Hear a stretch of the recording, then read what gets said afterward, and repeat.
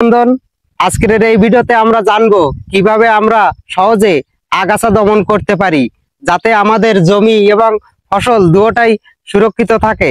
তাই আপনি যদি কৃষি কাজ করেন বা শৌখিন বাগান করেন, এই ভিডিওটা আপনার জন্য খুবই গুরুত্বপূর্ণ হতে চলেছে, কারণ আগাছা দমনের আমি বিশেষ কয়েকটি টিপস আপনাদের বলবো, যে টিপস গুলো হয়তো আপনি কখনো জানতেনই না। আগে বন্ধুরা আমরা জেনে আসি আগাছা আসলে কি। আগাছা হচ্ছে ফসলের পাশে অপ্রয়োজনীয় ভাবে যে সকল উদ্ভিদ আলো, বাতাস এবং পানি এবং খাদ্য গ্রহণ করে ফসলের স্বাভাবিক ঘটায়, সেই সকল উদ্ভিদকেই আমরা আগাছা বলি। এটা কিন্তু পোকামাকড়ের আবাসস্থলও বটে। আগাছা দমন পদ্ধতি, প্রথম পদ্ধতি হচ্ছে হাত দিয়ে তুলে দমন। আপনারা যে ফসলের পাশে যে আগাছাগুলো হয় আপনারা হাত দিয়ে তুলে দমন করতে পারেন, তবে সেচ দিয়ে তারপর আপনারা আগাছা দমন করলে আপনার কষ্টটা একটু কম হবে।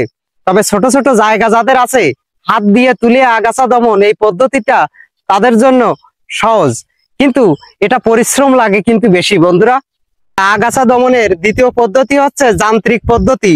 সেটা হতে পারে আপনার ট্রাক্টর, হতে পারে নাঙ্গল, হতে পারে কোদাল। আপনারা এই যান্ত্রিক পদ্ধতিতে আগাছা কিন্তু দমন করতে পারেন। আগাছা দমনের বিশেষ একটা টিপস আমি আপনাদের বলি বন্ধুরা, যখন আগাছায় ফুল আসবে তার পূর্বেই আপনি যদি আগাছা নিধন করতে পারেন, তাহলে ফুল থেকে যখন ফল হয় এই বীজগুলো যখন আবার মাটিতে পড়ে তখন কিন্তু আগাছা নিয়ন্ত্রণ খুব কঠিন হয়ে যায়। তাই গাছে যে আগাছায় ফুল ফল আসার আগেই আপনি আগাছা নিধন অবশ্যই করবেন। আগাছা দমনের অন্যতম একটা পদ্ধতি হচ্ছে মালচিং পদ্ধতি। সেটা হতে পারে আপনার খড়, হতে পারে আপনার কচুরিপানা, হতে পারে পলিথিন, এবং বর্তমান সময়ে জনপ্রিয় একটা পদ্ধতি হচ্ছে জিও টেক্সটাইল পদ্ধতি, যেটাকে আমরা মালচিং পেপার বা মালচিং পদ্ধতি বলে আখ্যায়িত করছি। এই পদ্ধতিটা কিন্তু বেশ কার্যকরী একটা পদ্ধতি বন্ধুরা। আগাছা নাশক দিয়ে আগাছা দমন, বন্ধুরা বাজারে বিভিন্ন প্রকারের আগাছা নাশক পাওয়া যায়, যেমন গ্লাইফোসেট, প্যারাকোয়াট নামে বিভিন্ন রকম আগাছা নাশক পাওয়া যায়।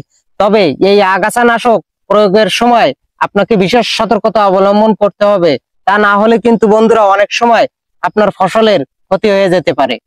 আগাছা দমনে বিশেষ একটা টিপস বন্ধুরা, যখন আপনি চাষাবাদ বা ফসল চাষাবাদ শুরু করবেন তার পূর্বেই আপনি আগাছাটা দমন করে তারপর ফসল চাষাবাদ শুরু করবেন। দেখবেন এতে আপনার পরিশ্রম এবং অর্থ আগাছার পিছনে অনেকটাই কম হবে। আশা করি ভিডিওটা আপনাদের উপকারে আসবে। আপনার এলাকায় কেমন ধরনের আগাছা হয় নিচে কমেন্ট করে জানাবেন। ভিডিওটা ভালো লাগলে একটা লাইক দিবেন, শেয়ার করবেন এবং চ্যানেলটায় নতুন হলে সাবস্ক্রাইব করবেন। দেখা হচ্ছে নতুন একটা ভিডিওতে, ততক্ষণে আপনারা ভালো থাকুন, সুস্থ থাকুন।